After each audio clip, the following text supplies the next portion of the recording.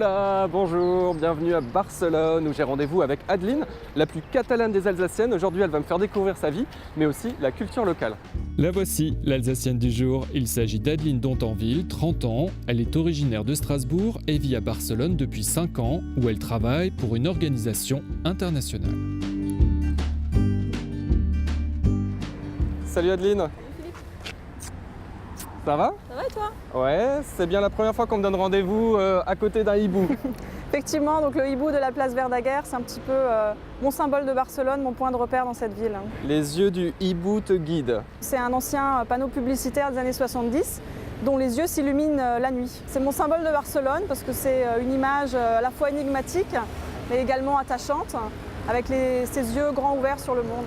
C'est donc sous le regard bienveillant de ce hibou que notre journée commence. Sur le chemin, la Sagrada Familia, l'un des ouvrages les plus emblématiques de Barcelone. Pas d'arrêt prévu, c'est un autre monument exceptionnel qu'Adeline veut me faire découvrir, un monument qu'elle connaît très bien. Alors toi, tu m'emmènes au travail. Ouais, malheureusement, mais c'est parce que je peux pas m'empêcher de te montrer ce bâtiment magnifique dans lequel je travaille, qui est l'hôpital de Sant Pau. Et voilà, te faire découvrir le plus grand bâtiment moderniste de Catalogne, mais également d'Europe. Waouh, rien que ça, j'ai le droit à une visite guidée en mode VIP. Le modernisme, c'est l'art nouveau catalan. Et cet hôpital, il a été l'architecte principal de cet hôpital, c'est Luis Domènech i Montaner, qui est l'un des artistes modernistes catalans les plus connus. Aujourd'hui, c'est ouvert au public, ça ne fonctionne plus comme un hôpital, ça a été fermé. C'est un patrimoine mondial de l'UNESCO. Et j'ai la chance d'avoir les bâtiments de mon travail dans ce complexe. Sympa, le cadre de travail, c'est dans ce pavillon qu'Adeline passe la majeure partie de son temps. Il abrite le siège de l'Institut européen de la forêt. Donc voilà mon bureau. C'est ici que tu travailles. C'est ici que je travaille. Bon, et alors qu'est-ce que tu fais dans la vie? J'ai pas tout à fait bien compris. Alors en fait, je travaille pour un programme européen qui aide à la lutte contre la déforestation dans les pays tropicaux. Donc moi je fais surtout de la gestion de projets et j'appuie les gouvernements de pays en Afrique centrale notamment, en Afrique de l'Ouest et un petit peu en Asie.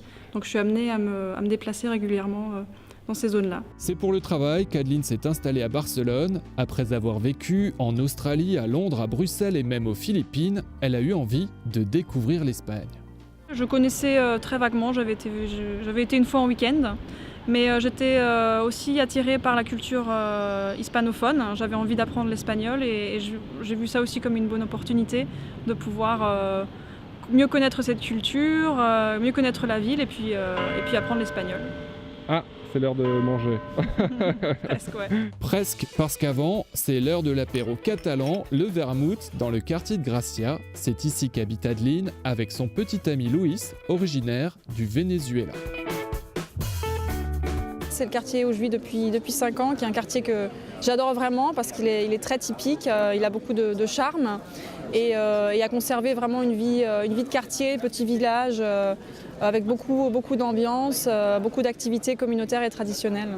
Et en Catalogne, il y a une tradition à laquelle Adeline ne déroge jamais, celle d'un drôle de repas.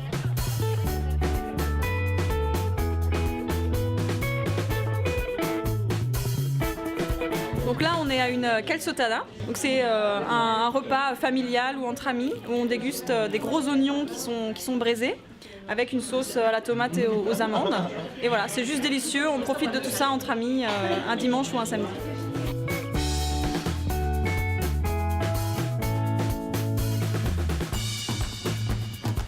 Après quelques heures passées à table, il est temps de découvrir une autre tradition catalane, les castels.